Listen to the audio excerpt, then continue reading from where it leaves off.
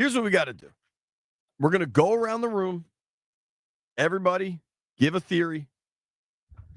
How does Washington beat the Steelers? Our dear friend Greg Height texted me something yesterday that I think may prove true. Pittsburgh is playing really well. They obviously have some elite talent. I did have this debate with Mitch Tischler.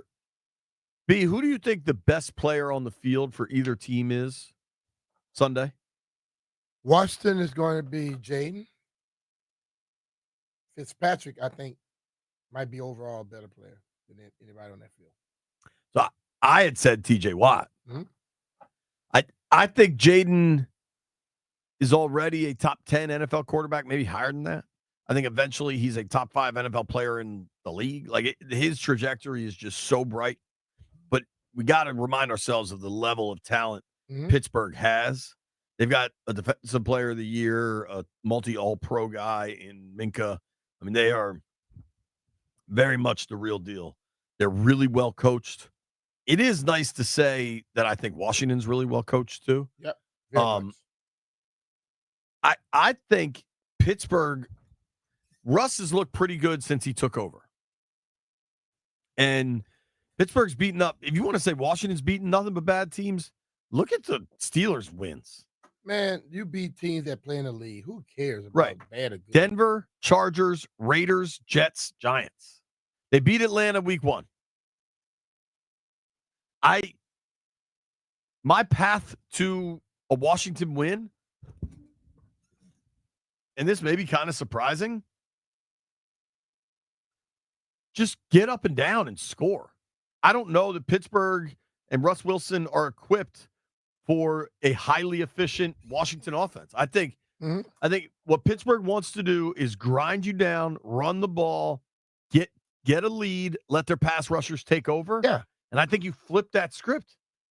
I like to the point where almost if you win the coin toss, elect to receive right away and try to go on a drive and take a lead right away. Yeah.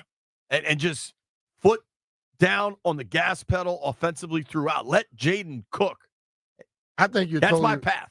You're totally right about it because what they do when they get up on teams and teams have to start passing, that is when JJ and Highsmith, that's when they make their name. They just pin back and come at you. But if they have to worry about both things happening at the same time, then they're not the same group. I'm telling you. Right. If Pittsburgh and Russ Wilson have to press, I don't know how well that goes for them. They're not great on third downs. Their red zone percentage, they are almost last in red zone scoring.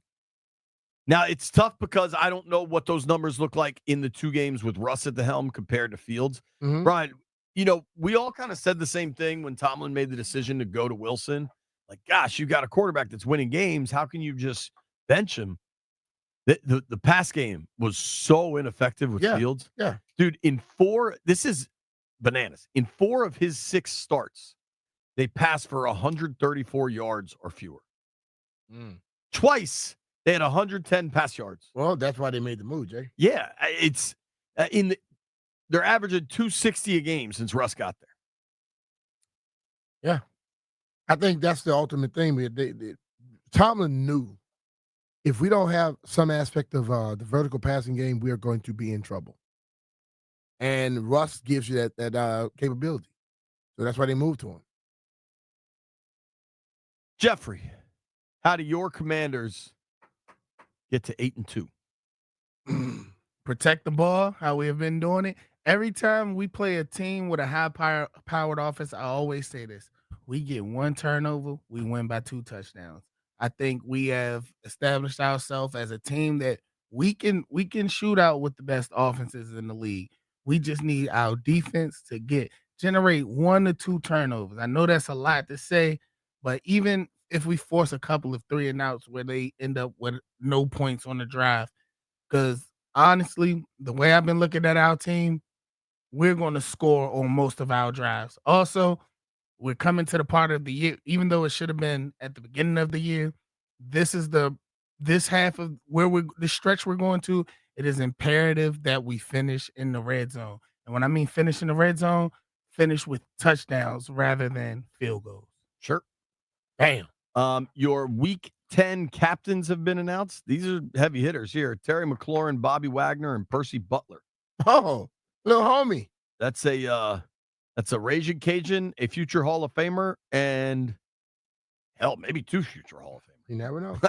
I mean, Terry's numbers all of a sudden are on a very different trajectory now that there's a real quarterback there. Dan Quinn should be talking any minute. Get an update on Brian Robinson, get an update on Marshawn Lattimore, get an update on Austin Seibert, honestly. Landfill, what's your path for Washington to beat Pittsburgh? I think they have to run the ball effectively. They've got to keep control. They've got to eat the clock, grind it down. One of the things that I remember most about Russell Wilson, I know he's not like the same guy that he was in 2014, but that dude, he gets leads, or even if they're losing late in the game, Russell Wilson is totally capable of making plays and going out there and beating you. So I feel like they've got to limit the amount of time that he has available to do that, and you gotta run the ball and you gotta keep the clock moving. Russ can play, and you'd like to have possession and be able to grind this thing out late rather than chase it. Pittsburgh's a really good team. That doesn't necessarily mean that Washington can't beat them. I think they have the right mindset that it's not. This is not an unwinnable scenario. B, I don't know if you have your specific way for them to win this weekend. I know you always think it's about players. Well, it's about the players. I think ultimately they have to run the ball effectively. I believe they have to do that. I think the turnover thing is key. And when Jeff said about the red zone, they have to come away with touchdowns. You can't come away with field goals. I think if Washington get touchdowns, they put the Steelers in a bad position to try to play. I think this team has shown how high-powered they can be. I don't believe Pittsburgh is built the same way. Also, one more thing. Yes, we got to get the ball first. If it's a chance for us to get the ball, if we first, win the toss, we always defer anyway. Yeah, but I just feel as though when we played the Giants last week, it just seemed like it was just taking momentum out of us, like in the first couple of drives, because they was just running through us. I just think we a team that started better on offense first. You are right. The Giants were running the ball really well, and Daniel Jones turned it over. Even the Panthers, if you go back a couple games, opened it really well, and then Fowler was able to generate that turnover. Maybe you can't rely on a turnover, right? I think even like the Bears game, they were way better than Chicago. Chicago has a really good defense. Caleb was god awful in that game, though. I don't think Russ will be bad like Caleb was. Washington is so efficient. If you look at their EPA numbers and kind of the advanced efficiency numbers, they are so damn good that you're right, Jeff. You definitely don't want to let Pittsburgh start running the ball early because the Steelers offensively run the ball really well. They are in the past 2 games. Let me pull this up. In the past 2 games, they've gone for 167, 149, and 183 on the ground. Now, the 183 was still with Fields. Since Russ has taken over, there's been real balance. It's a different ballgame, but Greg texted me this yesterday. He's still Russ Wilson. He's still an alien. I don't know if he's still an alien. I don't think Mike Tomlin would tolerate. He could be the alien tamer. He might be. Yeah. If you consider some of the people Mike Tomlin has dealt with, he might be an alien tamer. Antonio. Le'Veon Bell. Le'Veon, he dealt with some people. Bro, this Deontay Johnson fella seems like a bit of a handful. Plaxico. I mean, Tomlin seems to be able to handle most things. How much of an advantage is the bye week, Brian? Pittsburgh's coming off their bye. Tomlin's record is incredible. In 17 seasons as Steelers head coach, he's 13-4 coming off a bye. Yeah, but he is 13-4. He's not 17-0. Right. So they can be beat. That's the way I look at that. it's going to be. What is it going to rain? Somebody was texting me that. Maybe we get camera on that. I'll be outside. I mean, inside. Where would you do your show if it's raining postgame? There's a tunnel, right? I We'll find a way. wonder if they make me go outside. Sunday looks like rain, but it's 50% chance. It means 50% chance of sun. Yeah, 50% chance it won't be raining. Do you think Jayden, at this point, week 10, he has stared down Joe Burrow on Monday Night Football? He's had the big flex game with Caleb Williams Sunday afternoon. Is all of that stuff mattering? Like, I just think he's past all of it. Playing the Steelers is I a don't big think deal. he cares one bit about any of that stuff. I think he wants to be the best Jayden Daniels he can be. It sounds cliche-ish, but you know what? If you sit and you have a conversation with that kid, you talk to him, you hear people around him talking, all he cares about is improving his game. And I think that's a damn good position to have. You know, if you put your life through everything, I got to always compete against somebody, always, be better than this person, you're straining yourself. If you just become better, be who you are. And if you begin to make yourself better and better and better, hell, all of a sudden, they have to try to keep up with you. You get what I'm saying? Yeah. You compete with you. Don't worry about the rest of the people. And if you're good and every day you try to get a little bit better, those guys that are trying to compete with you, they're going to be in trouble. That's what I see.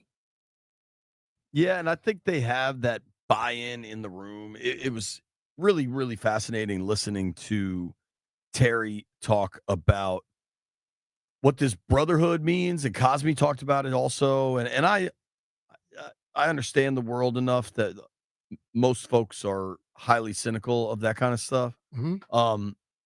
But what Cosme said, it's this feeling where you're never going to stop fighting. Yeah. And he said in the past, there's just been far too many times where we don't have that and something goes wrong and then it starts to compound upon itself and you don't keep going. It goes back to all the little things they were doing in all season when they were doing this, Navy SEALs, that type of stuff where it's a building aspect of making your team feel better, a culture building type thing, where they couldn't lift that damn big old log by themselves. You had to depend on somebody next to you. The way they go into practice and all this. Now all of a sudden, if I know you and I are going through the same tough situation, yeah, when I get in the game, I don't doubt you. If the other guy is half-assing and nobody holds him accountable, I get in the game, I don't know if he can do it or not. You know what I'm saying? So I think they all understand that person next to them is depending on them to be their best and vice versa. And if you keep doing it like that, you start winning games, man. It's what Zach Ertz said the other day. In the NFL, you're either coaching it or you're allowing it.